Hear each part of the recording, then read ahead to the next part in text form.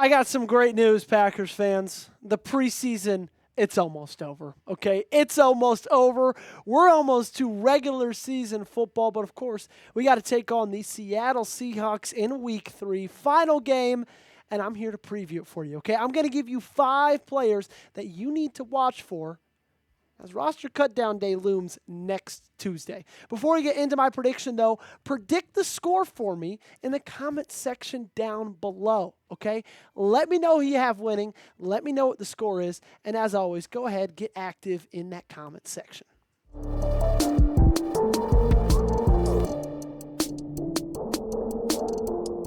On our 5 players to watch, we start with none other than linebacker Isaiah Simmons. I feel like he's the guy I had to put number 1 on this list, okay? Because he's been so poor. Don't believe me? Listen to our friends over at PFF. Their linebacker grades, for all linebackers who's played 60 or more snaps in the 2 weeks of the preseason so far, Tyron Hopper is actually the highest graded in the NFL at 86.0. And Isaiah Simmons finds himself almost a fourth of that at 27.6, which I don't think we have to say it, is the lowest of all linebackers in football. It's safe to say the sentiment has changed on Isaiah. And I'm man enough to admit it. I was a part of that group that was excited, that was hyping him up, that was getting pumped up about what was to come when it came to a guy like Isaiah Simmons. There was so much to be excited about. There's so much to love, and that's just a depth too, Casey. So we can run on that, no worries. But everybody was saying he might be the sleeper. He might be the key, right? He might be something different, a new little wrinkle. Pretty much everything we've heard since he got drafted. And then you see the way he plays, and you're like, okay, never mind. There's a reason this hasn't worked out anywhere yet. And he's already pretty buried on this depth chart, if we're being honest. Like, going in, it was going to be somewhat of a challenge to make this roster, but not impossible.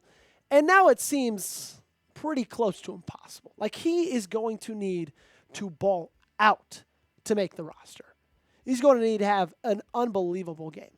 And he played a lot better in week 2 than he did week 1, but it still wasn't good enough, in my opinion, and in the opinions of many people who follow this team. And so that is going to need to change in week 3.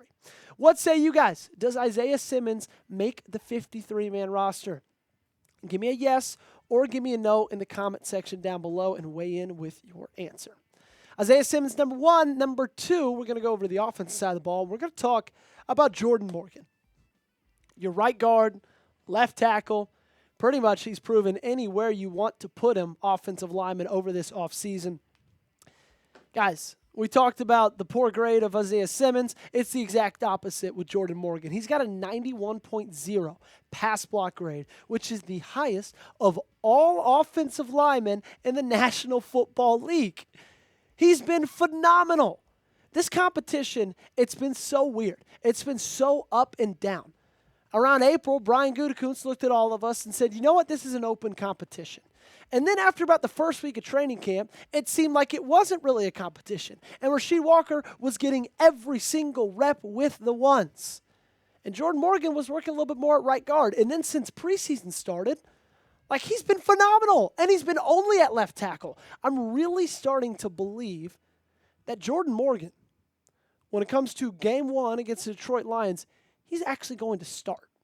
Now, when it comes to offensive linemen, he's not the biggest in any sense of the word. And I think that's why, after they drafted him out of Arizona and he played left tackle there, I feel like that's why they kind of moved him on the interior. They moved him to guard because they felt like he's probably better fit there with his size. But his form in pass protection is beautiful. It's unbelievable. Don't believe me? Choose one snap to watch in any game over the past couple of weeks. Because he hasn't allowed of pressure. He hasn't allowed a hurry. Sacks, none. Hits, none. Penalties, none. He's been unbelievable. And I cannot wait to see how this thing ends up. And I would not be shocked if it ends up with Jordan Morgan on top. Who do you think starts at left tackle? Is it Morgan or is it Walker? let me know in the comment section down below by typing those initials. So give me a JM, or of course, go ahead and give me an RW. 4 words: make picks, win money. And guess what? Football season is back. And Underdog is the best place to make picks and win money all season long. Let's cut to the chase. If you download the app today and sign up with promo code PackersReport, you score $50 in bonus funds when you play your first $5. Playing on Underdog is easy. Just pick whether your favorite players will go higher or lower on stats like touchdowns, receiving yards, interceptions, and more.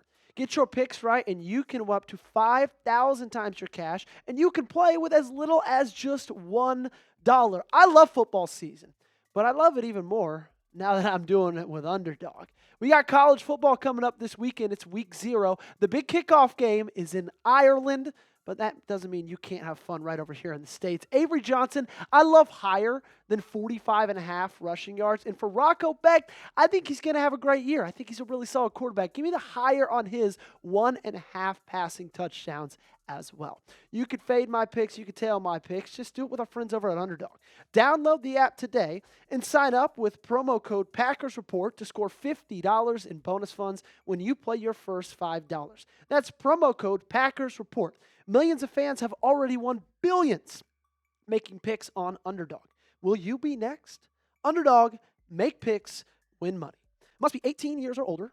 Must be 19 years older in Alabama and Nebraska, 19 years older in Colorado for some games, 21 years or older in Arizona, Massachusetts, and Virginia, and present in a state where Underdog Fantasy operates. Terms apply. See assets.underdogfantasy.com/web/play and get terms_DFS_.html for details. Offer not valid in Maryland, Michigan, Ohio, and Pennsylvania. Concerned with your play? Call 1-800-GAMBLER or visit www.ncpgambling.org. In New York, call the 24/7-HOPE line at 1-877-8-HOPE-NY or text HOPE-NY to 467-369.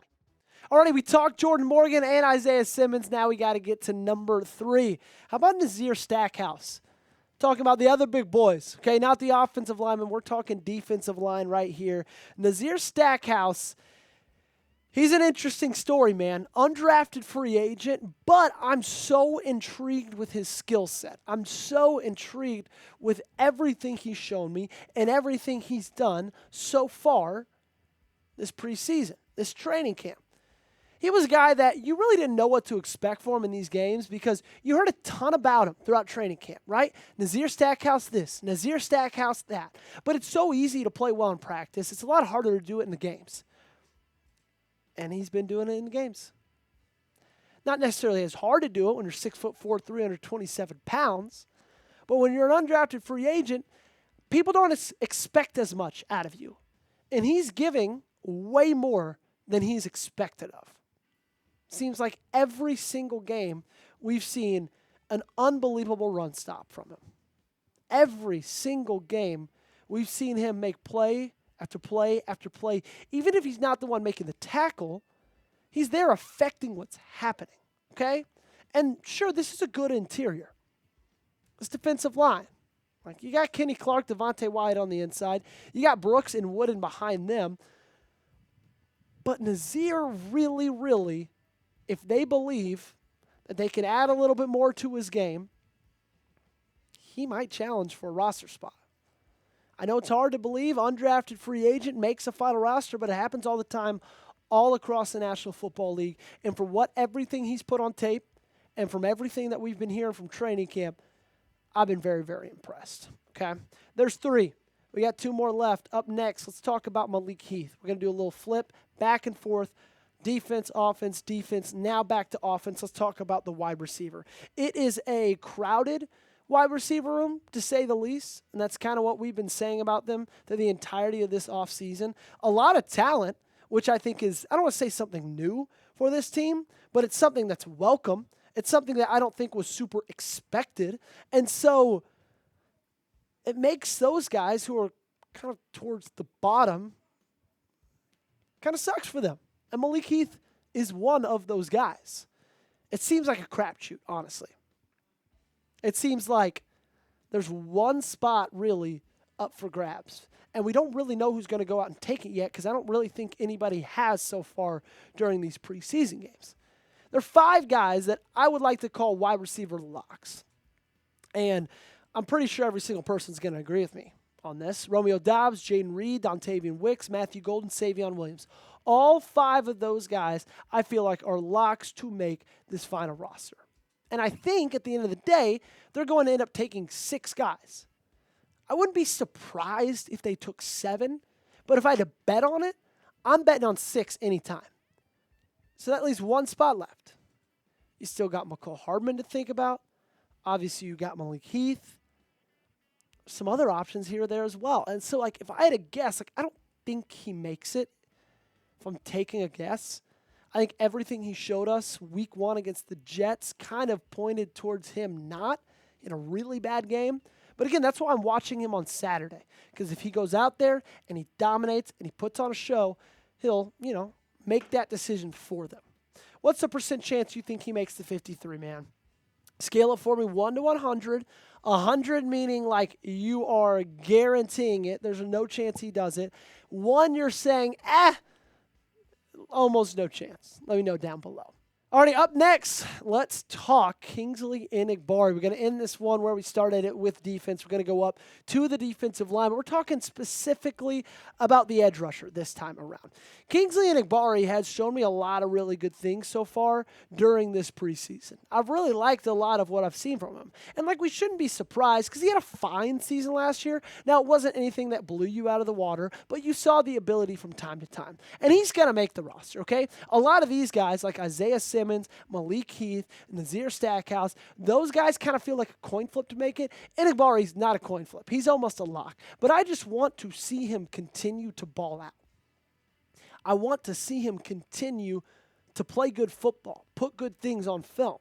And it's been really impressive what he's been doing so far because of everything that's happened pretty much over this offseason, right? They trade away Preston Smith. He gets kind of stepped into that edge rusher 1 role, or I guess edge rusher 2, starting edge rusher. And now, if you look at that room, and we've talked about this, we've covered it before, Lucas Van Ness has kind of taken over that spot. Kind of taken it away from Kingsley Enagbare. Kingsley Enagbare has kind of been shifted down to the 2 deep, to the 2nd string. But honestly, I want to see him play well because if both he and Lucas Van Ness take steps forward this year, not just one or the other, I'm talking both of them because we've heard about Lucas Van Ness doing it as well. If that is the case, then this defensive line group is scary. And that's what I've been pounding the table for, that this defensive line group needs something. It needs somebody. I've been talking about via trade for the past 7 months. But if it's just these guys playing their best football, maybe it just needed the best version of these guys. And I would love it if that's what Kingsley Enagbare gives them and continues to ball out this weekend. My prediction, I asked you to predict it in the comment section. I'm going to do the same because I don't ask you to do anything that I don't do. 21-17 Seahawks. That is my prediction. I think we end the preseason 1 and 2. I just don't know. They just haven't shown me a lot to be really confident in. I mean, neither really has Seattle, but they put together, I think, better preseason performances than the Green Bay Packers have. So give me 21-17 Seahawks. At the end of the day, it doesn't really matter, and I don't really care as long as we're just done with the preseason after Saturday. Make sure you got me followed on social media. I tweet about the Packers daily. You got to have me on Twitter. Make sure you're subscribed to the channel. This is the place to be for daily news and rumors on your Green Bay Packers.